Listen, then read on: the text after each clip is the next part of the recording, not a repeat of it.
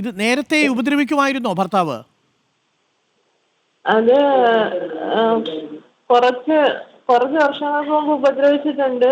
കസേര അടുത്തൊക്കെ അടിച്ചിട്ടുണ്ട്. പ്ലാവിന്റെ കമ്പൊക്കെ കൊണ്ട് അടിച്ചിട്ടുണ്ട്. അന്ന് ഞാൻ കേസൊക്കെ കൊടുത്തതിന് ശേഷം പിന്നെ ഉപദ്രവമൊന്നും ഇല്ലായിരുന്നു. ഇപ്പം കുറെ നാളുകൊണ്ട് അതിന് ശേഷം ഉപദ്രവമൊന്നും ഇല്ലായിരുന്നു.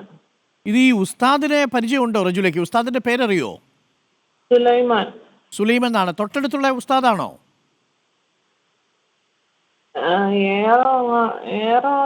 ഏറെക്കല്ല, പാലമുക്കിപ്പുറമാണ്. പാലമുക്കിപ്പുറമുള്ള ഒരു സുലൈമാൻ എന്ന് പറയുന്ന ഉസ്താദാണ്. ഇയാൾ വന്നു പറഞ്ഞത് എന്താണ് റജുല? ആദ്യം ഒരു വട്ടം എന്നെ അവിടെ കൊണ്ടുപോയായിരുന്നു. അന്ന് ഞങ്ങൾക്ക് 5 സെന്റ് വസ്തു വാങ്ങിച്ച് ഇട്ടിട്ടുണ്ട്. അതിന്റെയൊക്കെ നോക്കാന്നും പറഞ്ഞൊക്കെ പോയതാ. അങ്ങനെ പോയപ്പോ ഇവരെന്തു എന്നോട് പറഞ്ഞാ കൊണ്ടുപോകുന്നത് റജുലെ? അന്ന് കൊണ്ടുപോയത് ഈ വീട്ടിന്റെയൊക്കെ നമുക്ക് നോക്കാം, വസ്തുവൊക്കെ കൊള്ളാമെന്ന് നോക്കാന്ന് പറഞ്ഞ് അന്ന് പോയേ. അത് റജുലയുടെ കാര്യം നോക്കാനല്ല, വീടിന്റെ വസ്തുവിന്റെ ഒക്കെ കാര്യം നോക്കാനെന്ന് പറഞ്ഞു കൊണ്ടുപോയി.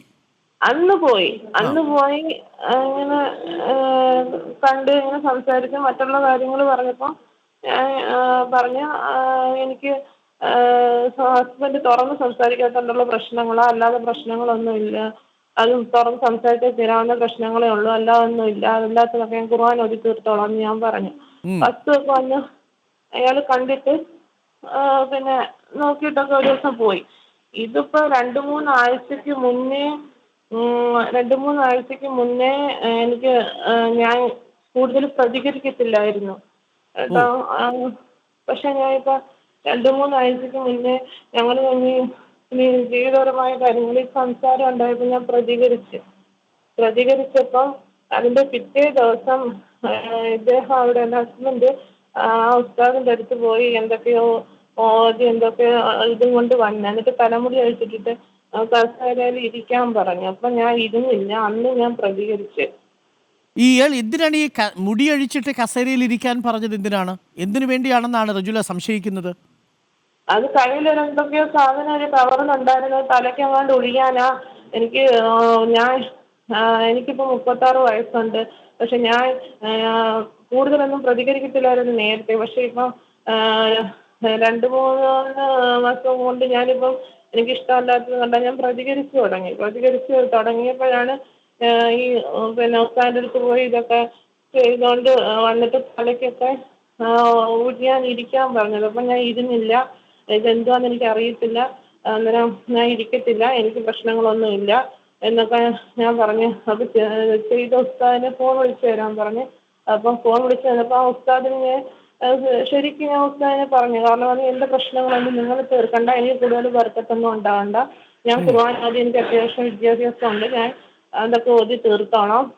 കാര്യം പെട്ടെന്ന് തുറന്ന് സംസാരിക്കേണ്ട കാര്യത്തിന് ഇങ്ങനെ വന്ന് എന്തൊക്കെ ഉസ്താദിന് ഇതൊക്കെ ചെയ്തു കൊടുക്കാനാണോ ഇല്ലെന്നൊക്കെ പറഞ്ഞ് ഞാൻ ഒരുപാട് അയാൾക്ക് സംസാരിച്ചപ്പോഴും ഉസ്താദിന്റെ അടുത്ത് പ്രതികരിച്ചപ്പോഴും പിന്നെ അദ്ദേഹം ഇക്കാലത്ത് പറഞ്ഞായിരുന്നു കൊച്ചിന് ഇഷ്ടമില്ലാതൊന്നും ചെയ്യേണ്ട, അതൊക്കെ മാറ്റി വെച്ചേരും. അത് ആ റൂമിനകത്ത് മാറ്റി എവിടെയോ വെച്ചിട്ടുണ്ട്. ഞാൻ അത് പിന്നെ നോക്കിയിട്ടൊന്നും ഞാൻ കണ്ടില്ല. പിന്നെ അതിനുശേഷം ഞാൻ ചിക്കൻ ബോക്സ് വന്ന് കിടന്നായിരുന്നു. പക്ഷെ അന്ന് മുതലേ ഈ ഹസ്ബൻഡിന് എൻ്റെ അടുത്ത് ദേഷ്യമാണ്.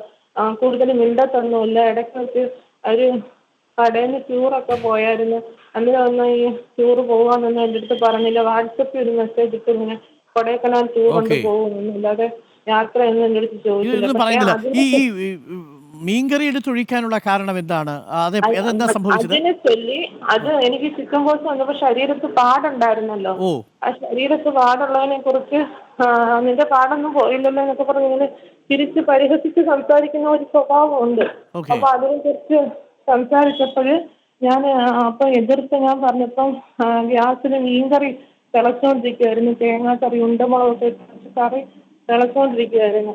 അപ്പോഴ് പിന്നെ ഞാൻ ഇങ്ങനെ പറഞ്ഞ് അതിന് 2-3 ആഴ്ച കൊണ്ട് തന്നെ തളർത്തി ഇട്ടേക്കുവാണല്ലോ. ആ തളർത്തി ഇട്ടേക്കുന്നത് കൊണ്ടല്ലോ ഇപ്പൊ ഞാൻ 3 വരുന്നതല്ലേ ഉള്ളൂ. കൂടോത്രം ചെയ്യാൻ ഞാൻ ഇരുന്ന് തരാത്തത് കൊണ്ടല്ലയോ നിങ്ങൾ എൻ്റെ അടുത്ത് ഇങ്ങനെ കാണിക്കുന്നത്, മിണ്ടാത്തത്. അതിനുശേഷം എൻ്റെ അടുത്ത് ഭയങ്കര ഞാൻ ഇരുന്ന് കൊടുക്കാത്തതിന് ശേഷം എൻ്റെ അടുത്ത് ഭയങ്കര മിണ്ടത്തങ്ങും ഇല്ല. Okay. അങ്ങനൊക്കെ. അങ്ങനെ ആ സമയത്ത് ഈ ഗ്യാസിൽ തിളച്ച മീൻകറി എടുത്ത് ഞാൻ ഈ മുഖത്തൊഴിച്ചു. കൂടുമാത്രം എന്നുള്ള വാക്ക് ഞാൻ ഉപയോഗിച്ചു. അത് ചെയ്യാൻ ഞാൻ ഇരുന്ന് തരാത്തത് കൊണ്ടല്ലേ എൻ്റെ അടുത്ത് ഇത്ര ദേഷ്യം എന്ന് പറഞ്ഞതും ഈ തിളച്ചുകൊണ്ടിരുന്ന കറി ആ വലത് കൈവച്ച് തട്ടിത്തെറിപ്പിച്ചു എൻ്റെ മുഖത്ത്.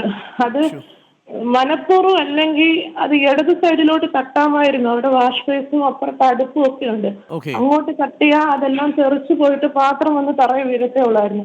ഇത് എനിക്ക് ഒരു സെക്കൻഡ് സമയം ഉണ്ടായിരുന്നെങ്കിൽ ഞാൻ മാറിയേനെ. കാരണം എന്റെ മുഖമല്ലേ, ഞാൻ മാറിയേനെ. പക്ഷേ നല്ല വേദനയുണ്ടല്ലേ ഇപ്പോഴും? കണ്ണിന്റെ കൃഷ്ണമണിയിൽ തെറിക്കാഞ്ഞത് ഭാഗ്യം അല്ലേ?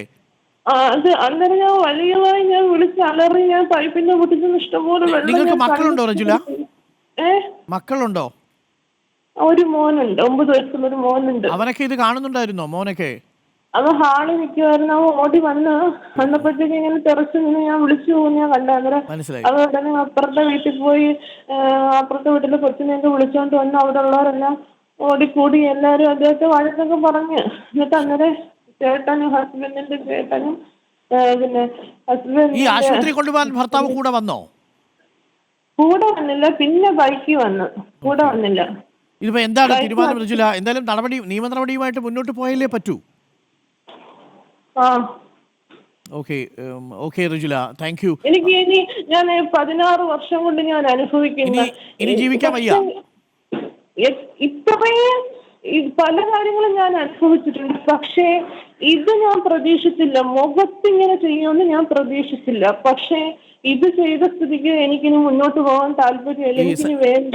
ഈ ഭർത്താവുമായിട്ട് മുന്നോട്ട് പോകാൻ കഴിയില്ല. അതെന്തായാലും നിയമപരമായ നടപടികൾ അനുകൂലമായിട്ട് വരും. കാരണം ഈ കാര്യങ്ങളൊക്കെ വ്യക്തമാണ്. ഈ കാര്യങ്ങളൊക്കെ ഇപ്പോൾ റജില പറഞ്ഞത് വ്യക്തമാണ്. എന്തായാലും ഇപ്പൊ റെസ്റ്റ് എടുക്കൂ Rajila. Thank you Rajila, thank you.